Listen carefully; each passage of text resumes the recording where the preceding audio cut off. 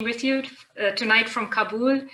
Yes, I was asked to give a more practical idea of how the threat landscape is currently in Kabul. And so I'll do that, and I'll give you a little bit of the threat perceptions and narratives that I catch from the Afghan community, the Afghan government, but also from the international community, because I'm actually in many networks, so I hear different perceptions, different narratives. And I try to give a little bit of an outlook of or scenarios of how the peace process may play out on the political and security equation. And because my background and my work is more politically focused, less terrorism focused, but of course we are here every day threatened by security development. So it's our daily life. And of course, we also focus on that. So what are the major trends and shift in the threat environment in Kabul, especially since the Doha Agreement in February, and also since the start of the intra-Afghan negotiations a month ago? Both of this has impacted not only on the political equation, but also on the threat landscape in Kabul.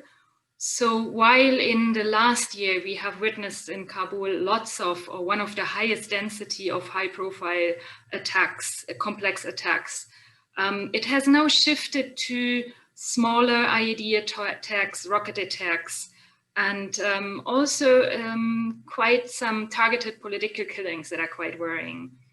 So we have a lot of magnetic IED bombings against government vehicles, private vehicles, international organization vehicles. And what is the reason? The reason of it is, as we have already heard from the Doha Agreement, so the Taliban are very much cautious to fulfill every commitment of the Doha Agreement with the United States. That means they have stopped complex attacks in the cities, and they avoid, or they don't attack international coalition forces and avoid civilian and international casualties. However, and that is quite worrying in the moment, they have increased their violence in the provinces. And we have seen that just last days in Helmand. And this is, of course, to demonstrate their strength in the negotiation process. So on the one hand, while the Taliban have become now a peace negotiation partner, we see another actor, which is ISKP or ISIL-K, Khorasan, could become a potential main non-state challenger of the peace process, and a militant actor that could become more active. And I think Edmund illustrated that quite well. So ISKP has lost its territory, has lost some leaders, but still they are capable and have demonstrated that to conduct large-scale complex attacks in the cities. And they have done that in the last months. So we had on Independence Day in August, they launched 16 rockets on the center of Kabul. It's basically small rockets, so it's BM-1 or Katyusha, but still it targeted the Green Zone, the embassies, the presidential palace. And in September, they launched a complex attack against the prison in Jalalabad. It was a 2-day attack, and most of the ISKP prisoners were able to escape. So this is quite worrying, and I expect once the peace negotiations go positively in a good way, I would expect that ISKP and other spoilers will just raise their attacks. And another phenomenon also with regard to ISKP is that when I talk to lots of people from academics, Afghan academics from the university, also in other province universities, they all tell about radicalization at the universities. So there's a young, urban, middle-class, educated young people. Among them are the tendencies of radicalizations, and they could, of course, shift to more radical organizations once the Taliban become a normal peace partner. And another phenomenon was also the 400 Taliban prisoners that the government released in order to facilitate the intra-Afghan negotiations. Many of these prisoners had already pledged allegiance in prison to ISKP. So that's the current trend. So I think we can expect more in the upcoming times. When I'm regarding the targeted attacks that I tell is quite worrying right now in Kabul. So there are many attacks going on against political figures, religious figures, but also against NGO workers.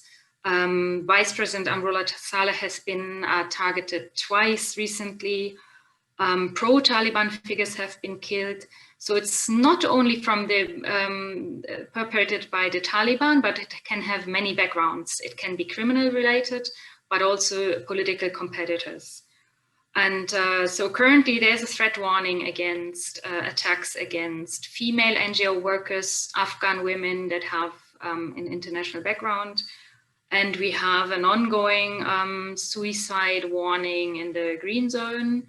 I mean, it's daily life here, but still, I mean, in the moment we're a little bit more cautious than usual.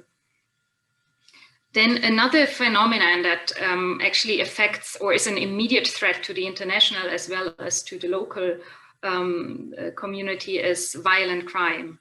Violent crime is something that affects us every day, and that is violent crime means kidnapping for ransom, means carjacking, means killing also over few valuables like mobile phones. And this has been spiking in the last months, also due to the COVID pandemic that has caused an economic crisis, but it has already been on a high level. And and this violence or this crime is often used also for economic reasons, but also for personal reasons, for political reasons. You can eliminate your political opponent, you can eliminate any competitor or an investigative journalist. And this country is just flooded with weapons. Hand grenades are, I think, sold for $2. So this is something that is worrying us immediately here in the country. Then what about the threat perceptions and narratives, what I hear from the Afghan government, especially with regard to the US troops withdrawal? So what I find surprising is that the Afghan government since months tends a little bit to downplay their security concerns with regard to the US withdrawal. And they hold a little bit the narrative that first, the United States will not eventually not leave because they need us. And secondly, that the Afghan defense capabilities will not be endangered. So that is, for example, what Vice President Amrullah Saleh just said on Tolo News in September, that the US will not leave because it has so many geostrategic interests. And also National Security Advisor Hamdullah Moheb said in an interview recently that the Afghan government will not collapse if NATO leaves and we'll find new allies.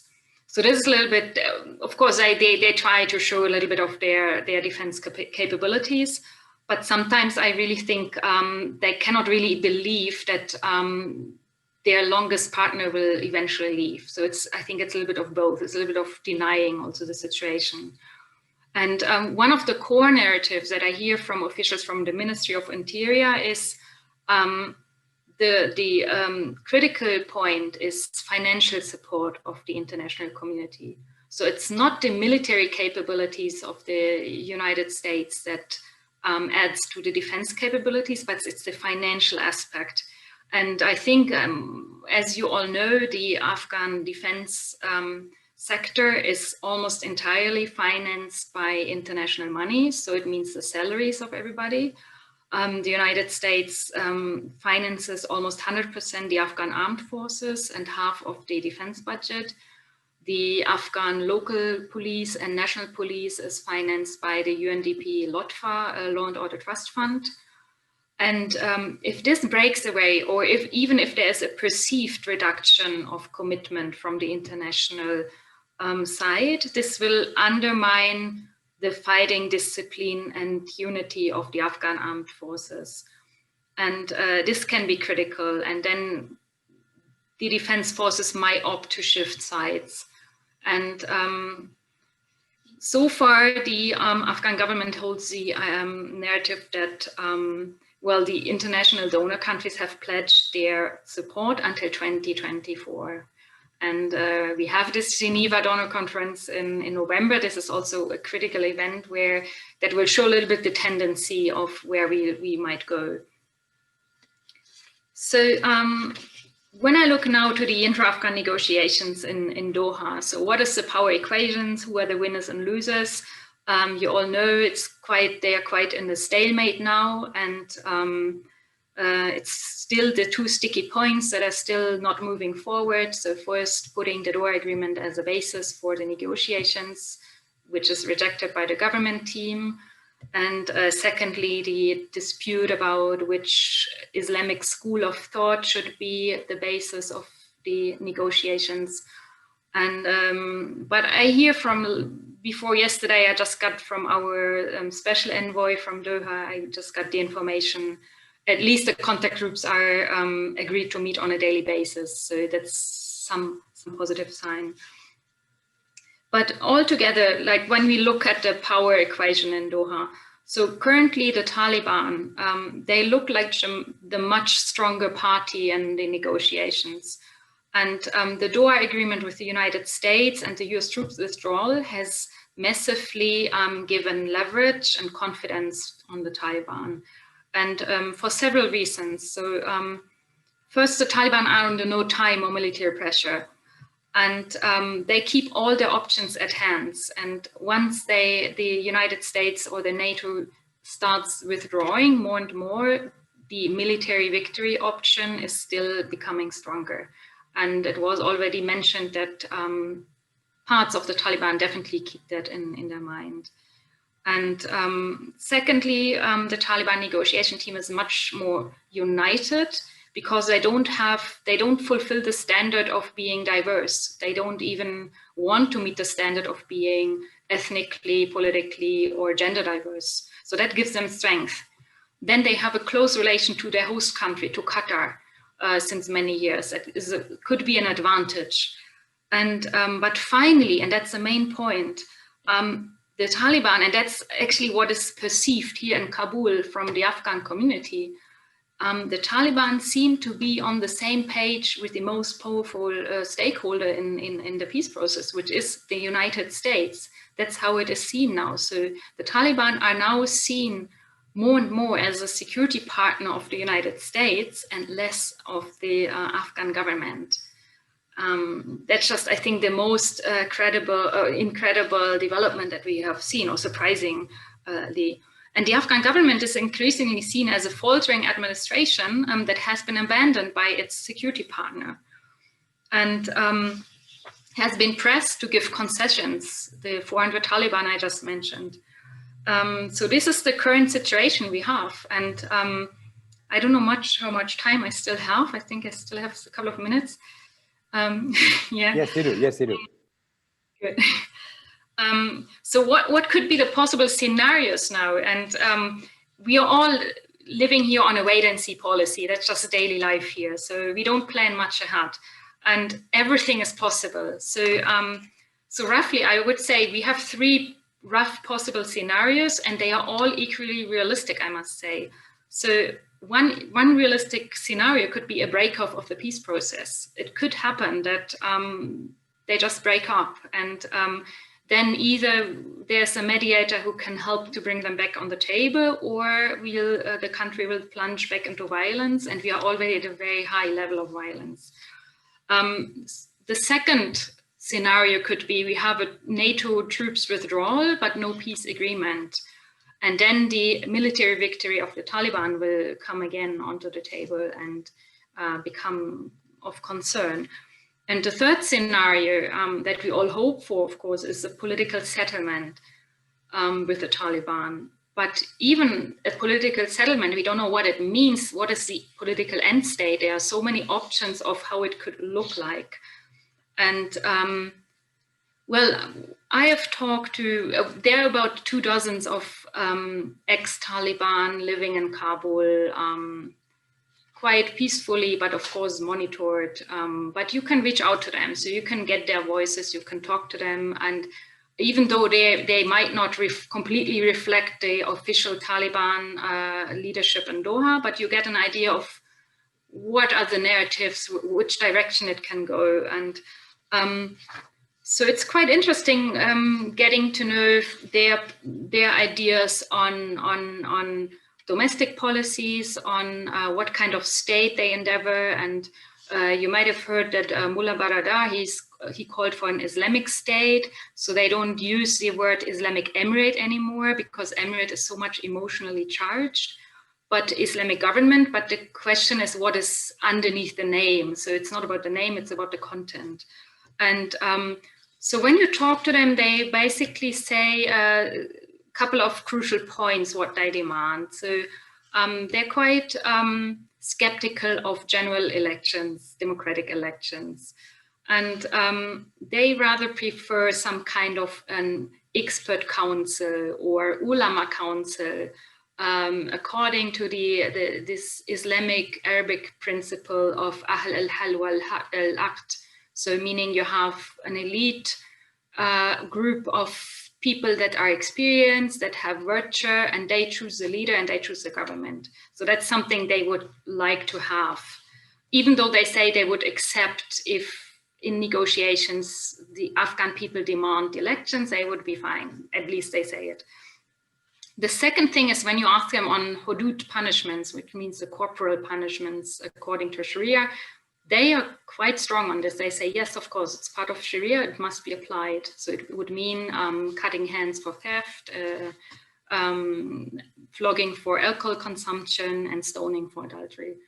In the moment, they don't really raise this issue because I'm surprised that nobody actually raised this question in public, but definitely they want to have it reapplied.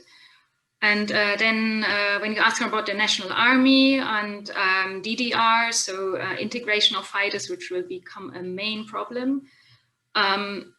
First of all, they accuse the current Afghan government, army and intelligence services of not acting in the national interest, but in the interest of individuals, of ethnic warlords or power brokers. So they want a national army, and they also want national conscription.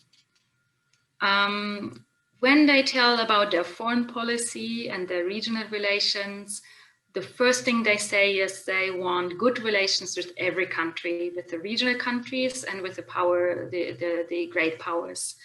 And then they're quick to mention they want to have good relations with USA and NATO, and they could be their preferred security partner. And of course, they don't want troops on the ground, and they don't even want advisors or trainers on the ground, but they're very open for getting military assistance in terms of equipment and everything that gives them the whole sovereignty and independence. And with regard to regional countries, yeah, they want a multi-balance alliance structure. That's not only the Taliban that say it, but also the Afghan government, the foreign minister, and the government officials in Afghanistan, the Republican ones, they all say we need balanced regional relations. We don't want, again, to get trapped into any kind of power rivalry, like between India or Pakistan or China and United States. So we don't want that anymore. We have been in this situation for so many centuries. And on this point, they agree. So now I think I have to come to an end. So basically, what will we get if we get to a settlement with the Taliban? So what does it mean?